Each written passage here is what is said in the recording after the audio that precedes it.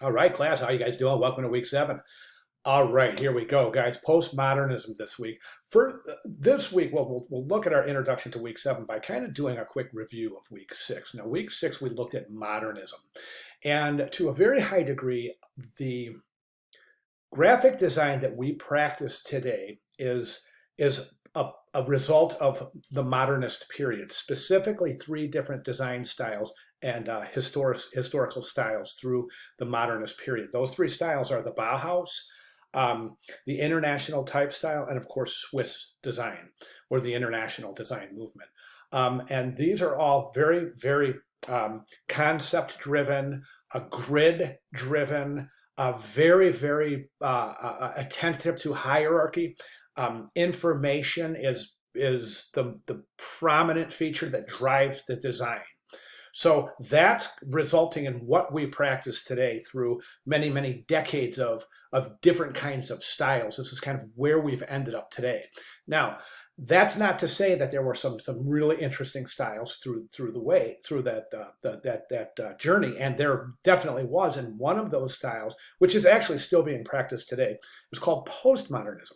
So as we learned, modernism was a reaction to many of the social, cultural phenomenons that were happening throughout the world. Things like world wars and things like political movements, etc., that drive society to these different kind of philosophical approaches to looking at society, all things in society, including art, architecture, and design, just to name a few. So modernism, and now come, let's say, roughly the late 80s, early 90s, the start of the digital revolution, as it will. And I'm talking about the very dawn of the digital revolution. And then we start to see what's called postmodernism. Now, postmodernism, to a very high degree, can be said is a result of 2 things. Number one, a total denial of anything that had come prior to postmodernism, and number 2, a penchant for digital design. Okay, so the digital revolution and the social non-acceptance and actual overt denial of previous styles resulted in postmodernism, where postmodernism basically is saying, hey, there's no rules here. Even communication is secondary to the way something makes you look and feel. As we can clearly see here, this designer is after a look and a feel, obviously not after presenting information as the primary job of the design, so to speak.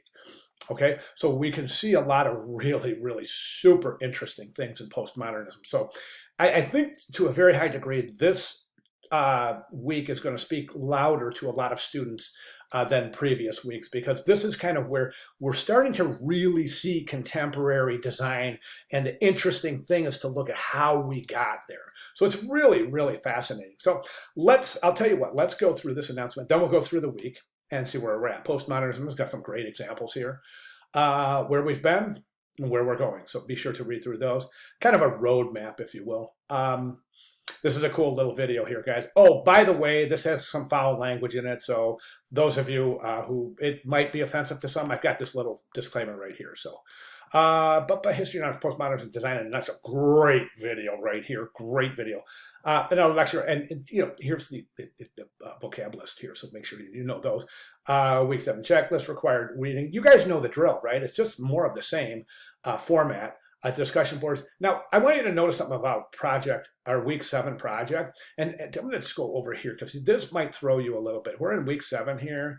And, well, I'll tell you what. Let's go to the discussion boards first, and then we'll talk about the project. But anyways, I'll talk about week 7 project. And we have our quiz, of course. And then moving forward, the medium is the message. That's a little intro to the closing section of the class. So you want to take a look at that.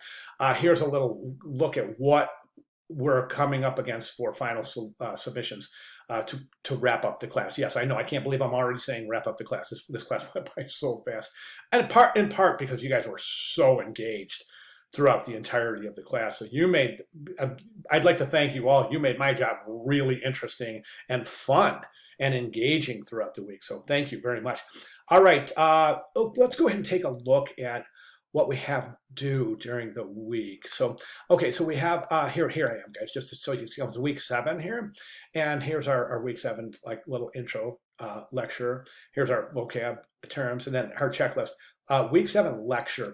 This is a good lecture, guys, but it no way replaces all of the information in the book. This is a really, really interesting lecture. I would highly, if you're the type of student that kind of skims over things, I would highly recommend that you take a look at the chapters from week 7 and the chapters from week 6. They're just fascinating. And like I said, the lecture here in the book that I just keep scrolling through for absolutely no reason at all sorry about that. It seems to be some snippets from that, but you definitely want to take a look at the entirety of the chapters in our fantastic book. And guys, if you haven't gotten to love this book yet, wow, it's great, isn't it? Such a fantastic book. It's like an all-encompassing approach to this introduction to graphic design, kind of introduction to the basic theories of communication. So really a treat. I don't know if you guys, I've kept mine I will not get rid of that book. That's part of my permanent library. So anyways, yeah, definitely read the book. And then we go to, didn't want that. Let me get rid of that. Sorry, guys. I don't know where that came up. Anyways, yeah, that's your reading. Then we go back, and here we have our lecture, our discussion forums. So discussion forums are pretty self-explanatory, but I do want to draw your attention to something. This first discussion board, pay attention here, guys. This is David Carson. I'm not going to tell you how I feel about David Carson's work. I think those of you who have been listening and paying attention to some of the lectures and some of the things that I've really been emphasizing through the weeks, I think you're going to know the answer to that question, whether my personal feelings on the work of David Carson. Keeping in mind that I am a minimalist and I am a traditionalist.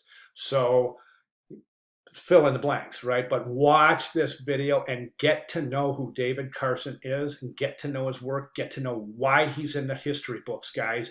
It's really important.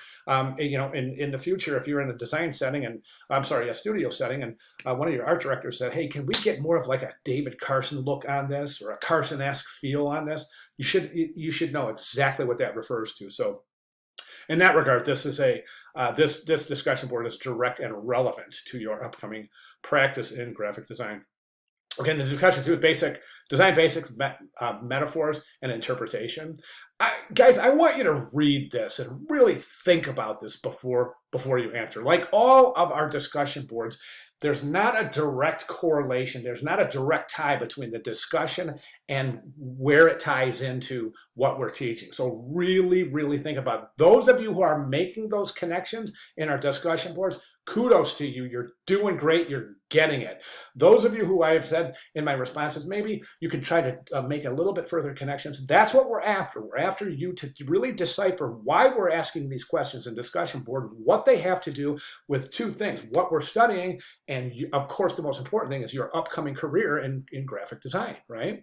Makes perfect sense, guys, when you think about it. Okay, so that's discussion board. I can get rid of that. Let's get rid of that, simplify things here a little bit. So then we come down to week 7 project. Now listen, guys, if this looks familiar, yes, it is familiar. This is the same video from our discussion board back in week 5. Okay, here, let me show you. Remember this guy? The second, though, is cultural. Remember this? Every country on the same video. We talked in week 5 on the first discussion board on this video. We talked about the aptitude of retention based on a visual cue to help the message, and then the same question without the visual cue. This time we're going straight to content, and I want you guys to pay attention and don't just blow through this. Watch the video again. Okay, we can consider this as kind of like part 2 of this experiment where we're taking a look at and you've already looked at the video, you've looked at it with the visuals and without the visuals, and you've commented on this. Now you're going to watch it again, okay? And then you're going to answer these questions so you can see for yourself firsthand how your understanding and retention of the principles and topics in this video, how you retain them. Here we are a week and a half later with some prior knowledge, and then leaving it open to look at this the way that you feel you learned it best. It's a fascinating experiment when you think about it. And what better way to learn than allowing yourself to be the subject in an experiment, right? It's fascinating. It's one of the things I love about this class. And of course, our quiz. And guys, quiz scores have gone like this. Really, everyone's doing great on the quizzes, and as long as you understand it, there are little hints in the announcements as to what's on the quizzes. So as long as you know your vocabulary and you're really able to answer some basic questions regarding the week's topics, and again, those are kind of hinted in the discussion, in the announcements, you'll be fine on wrapping up the quizzes. Oh, and by the way, guys, over the announcements, I posted this announcement. Where the heck did it go? Right here, Quiz Kids. I posted this because I've got a couple students that said, hey, I don't really know how to check my scores. So definitely, if you're not, you got to check your scores for your quizzes, the results. And also, if anybody has gotten anything wrong on the essay part of the quizzes, I leave a little set of comments. So you want to take a look at those. All right, guys, I'm over 10 minutes, and I didn't want to do that, but I'm, of course, trying to be as thorough as possible. So here we are. Welcome to week 7, guys. This is it. We are wrapping it up. Questions, comments, concerns, clarifications, any of the above, please let me know. I'll be glad to make any clarifications in that regard. Just let me know. I'm a click away, guys. Anybody need help? Let me know. I'm a click away. If you want to talk about improving your grades, what can we do to improve your grades? Give me an email. We'll talk about it. Okay. Other than that, guys, we're going to be wrapping it up here, and I just want to reinforce, I'm a click away. I'm really, really good about getting right back to you, as those who have emailed me will attest to. But anyways, now I'm over 11 minutes. And I'm really going to call it a video right now. Welcome to week 7, guys. I'll see you in class. Thank you very much.